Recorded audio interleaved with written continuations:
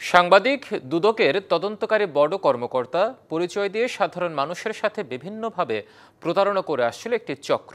তারা দুদক চেয়ারম্যান, মহাপরিচালক বা কর্মকর্তা পরিচয়ে মামলা থেকে অব্যাহতি দেওয়ার কথা বলে দীর্ঘদিন মোটা অঙ্কের টাকা আদায় করে আসছিল। এবার দুদকের বিশেষ অভিযানে আটক হয়েছে এই চক্রের 4 সদস্য।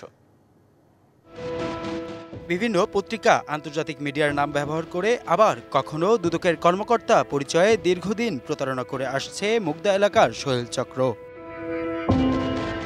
শনিবার রাতে দুদকের এক বিশেষ অভিযানে রাজধানীর দক্ষিণ মান্ডা এলাকা থেকে গ্রেপ্তার করা হয় এই চক্রের 4 সদস্যকে। প্রতারক চক্রটি দীর্ঘদিন ধরে দুর্নীতি দমন কমিশনের এবং বিভিন্ন কর্মকর্তার পরিচয়ে মামলা থেকে অব্যাহতি প্রদানের কথা বলে প্রতারণা করে আসছিল। গত রাতে প্রতারক চক্রটিকে শনাক্ত করে চক্রের মূল হোতা মোহাম্মদ সেলিম সহ 4 জনকে গ্রেপ্তার করা হয়েছে। কয়েক মাস ধরে এই চক্রের ওপর নজরদারি করে আসছিল দুদক। অবশেষে প্রযুক্তির দক্ষতায় মোবাইল নম্বরের IMEI এর মাধ্যমে প্রতারক চক্রকে নিজেদের জালে আটকাতে সক্ষম হয় দুদক। তবে এই চক্রের সাথে দুদকের কোনো কর্মকর্তার জড়িত থাকার প্রমাণ পেলে নেওয়া হবে ব্যবস্থা। তাদের নাম্বার, লোকেশন এগুলি আইডেন্টিফাই করতে সমর্থ হয়েছি। জীবনের সব আয়োজন এখানে একসাথে।